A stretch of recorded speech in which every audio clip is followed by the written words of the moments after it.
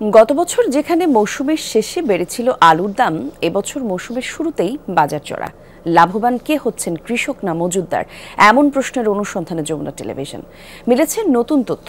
চলতি বছর মজুদে নেমেছে নতুন নতুন ব্যবসায়ী। কৃষকের ঘর ফাঁকা হতেই বাড়ছে ব্যবসায়ীদের দাপট। শেকড় থেকে শিখরে। জয়পুরহাটের নতুন হাট পাইকারি আলুর বাজার সকাল থেকেই বেশ জমজমাট। দেশের বিভিন্ন প্রান্ত থেকে আসা কৃষক ও ব্যবসায়ীদের আনাগোনায় সবসময় মুখর থাকে এই হাট।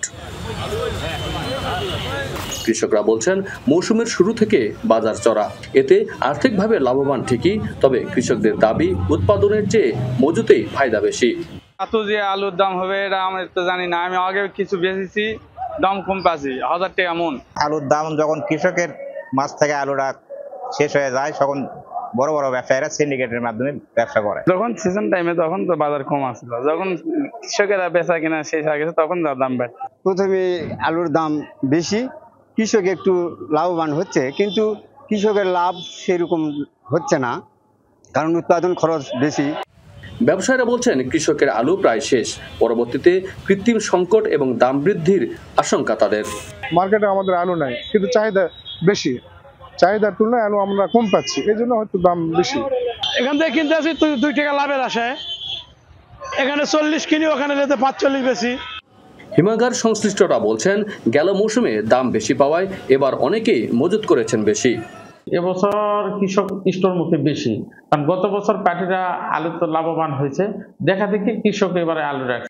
ন্যায্য মূল্য পাওয়ায় আলু চাষে কৃষকরা আগ্রহী হচ্ছে বলে জানালেন কৃষি কর্মকর্তারা। তবে সিন্ডিকেটের মাধ্যমে দাম বাড়ানো হলে কঠোর ব্যবস্থা নেওয়ারও আশ্বাস দেন তিনি। কৃষকরা ভালো দাম পেলে যে জিনিসটি হবে, কৃষকরা পরবর্তীতে আলু চাষের জন্য উৎসাহিত হবে। কিন্তু কৃষকের কাছ থেকে আলু কিনে একটি সিন্ডিকেট করে মজুত করে যদি একবারে যৌক্তিক পর্যায়ের যে দাম তার ঊর্ধ্বে যদি চলে যায়, আমাদের যে জেলা প্রশাসন, কৃষি সম্প্রসারণ অধিদপ্তর, আমরা কোনোভাবেই বসে থাকবো না। জেলায় চলতি মৌসুমে 8,43,000 মেট্রিক টন আলু উৎপাদিত হয়েছে। 19টি হিমাগারে মজুদ আছে 1,78,623 metric ton. Abdul Alim, Jamuna news, Joypurhat.